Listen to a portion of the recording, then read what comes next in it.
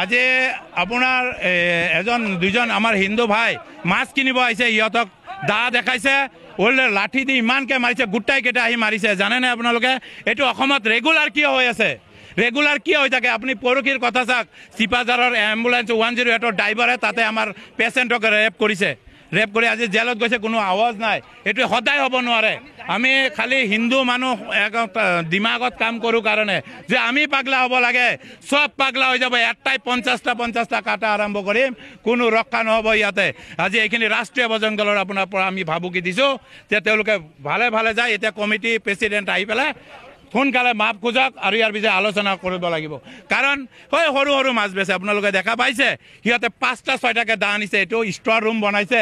কিবা কাজিয়া লাগিলে তাৰ পৰা লৈ আমাৰ মানুহৰ ওপৰত অস্ত্ৰ প্ৰয়োগ কৰিব, এইটো ধান্দা থাকিছে। আমি কেতিয়া মানি ল'ব নোৱাৰিম।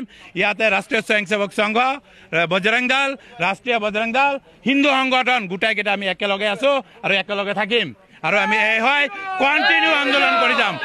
আমি চাওঁ যে মংগলদৈ এতিয়া তৎকালভাৱে বজাৰ বন্ধ হ'ব লাগে, নহ'লে কিন্তু আমি তৎকালভাৱে কেনেকৈ বন্ধ কৰাব লাগে আপোনালোকে নাজানে। এতিয়া আমি জানাই দিব, যদি লাগে এতিয়া জ্বলাই দিম মাৰ্কেট। এইখিনি কথা কৈ দিলোঁ, সোনকালে বন্ধ কৰ, নহ'লে এটাকে মাৰিম। এতিয়া জয় শ্ৰীৰাম।